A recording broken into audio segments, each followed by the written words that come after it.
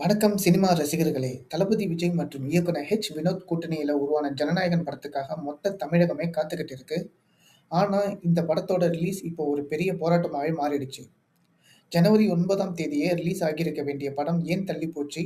இப்போ படக்குழு எடுத்திருக்கிற அந்த அதிரடி முடிவு என்ன? வாங்க டீட்டெயிலா அலசுவோம். ஜனநாயகன் படம் கடந்த ஜனவரி 9ஆம் தேதியே திரையரங்குகளுக்கு வந்திருக்கணும். ஆனா, ரிலீஸுக்கு வெறும் 3 நாளைக்கு முன்னாடி சென்சார் போர்டு படத்துக்கு சென்சார் சான்றிதழ் தர மறுத்துட்டாங்க.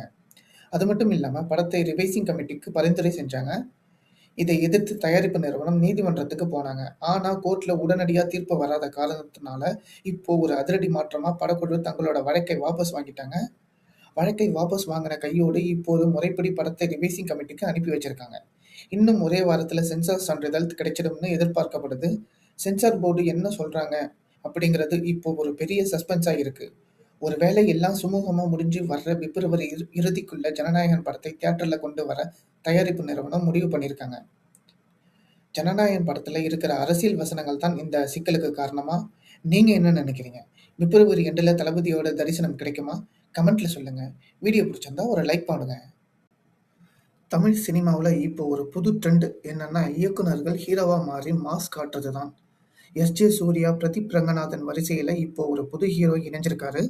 கடந்த வருடம் டூரிஸ்ட் ஃபேமிலி படம் மூலயமா இயக்குனராக ஜெயித்த அபிஷேக் ஜீவந்த் இப்போ வித் லவ் படம் மூலமா ஹீரோவா அறிமுகமாகி வசூல்ல அதிரடி காட்டிட்டு இருக்காரு. அப்படி என்ன சாதிச்சிருக்காரு? வாங்க முழுசா பார்க்கலாம். வித்தியாசமான கதைக்களத்துல டூரிஸ்ட் ஃபேமிலி படத்தை இயக்கி ரசிகர்களை கவர்ந்த அபிஷேக் ஜீவந்த் இப்போ அறிமுக இயக்குனர் மதன் இயக்கத்துல சௌந்தர்யா ரஜினிகாந்த் தயாரிப்புல வெளியான வித் லவ் படத்துல ஹீரோவா நடிச்சிருக்காரு. இந்த படத்துல மலையாள நடிகை அனஸ்வரா ராஜன் நாயகியா நடிச்சு தமிழ் சினிமாவுக்கு அறிமுகமாகியிருக்காங்க. படம் ரிலீஸ் ஆன முதல் நாள்ல இருந்தே ரசிகர்கள் மத்தியில நல்ல வரவேற்பு கிடைச்சிட்டு வருது.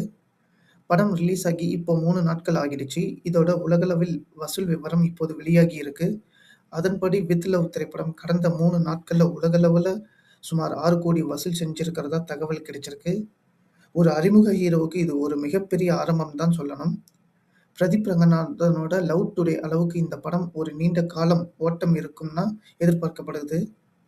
அபிஷேக் ஜீவந்தோட இந்த நடிப்பு அவரோட இயக்குனர் பயணத்தை விட சிறப்பா இருக்கா? நீங்க படம் பார்த்துட்டீங்களா? உங்களுக்கு படம் பிடிச்சிருக்கா? கமெண்ட்ல சொல்லுங்க. வீடியோ பிடிச்சிருந்தால் லைக் பண்ணுங்க. கடந்த 2002ஆம் ஆண்டில் அமீர் இயக்கத்தில் சூர்யா, திரிஷா, லைலா, நந்தா உள்ளிட்ட பலரது நடிப்பில் வெளியான படம் மௌனம் பேசியதே. யுவன் சங்கர் ராஜா இசையமைத்து இந்த படம் காதலர் தினத்தையொட்டி வருகிற பிப்ரவரி 13ஆம் தேதி ரீ-ரிலீஸ் செய்யப்படுகிறது. இது குறித்து போஸ்டர் ஒன்று தற்போது வெளியாகியுள்ளது. இந்த நிலையில் இந்த மௌனம் பேசியதே படத்தில் தான் பேசி நடித்த ஒரு வசனத்தை மீண்டும் பேசி ஒரு வீடியோ வெளியிட்டுள்ளார் சூர்யா.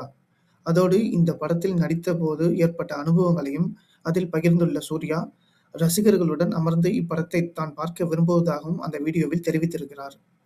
ஏற்கனவே ரஜினி, கமல், விஜய், அஜித் என முன்னணி நடிகர்களின் சூப்பர் ஹிட் படங்கள் மீண்டும் வெளியாகி வசூல் சாதனை செய்து வரும் நிலையில், சூர்யாவின் இந்த மௌனம் பேசியதே படமும் பெரிய அளவில் வரவேற்பு பெற்று வசூல் சாதனை செய்யுமா என்பதை பொறுத்திருந்துதான் பார்க்க வேண்டும்.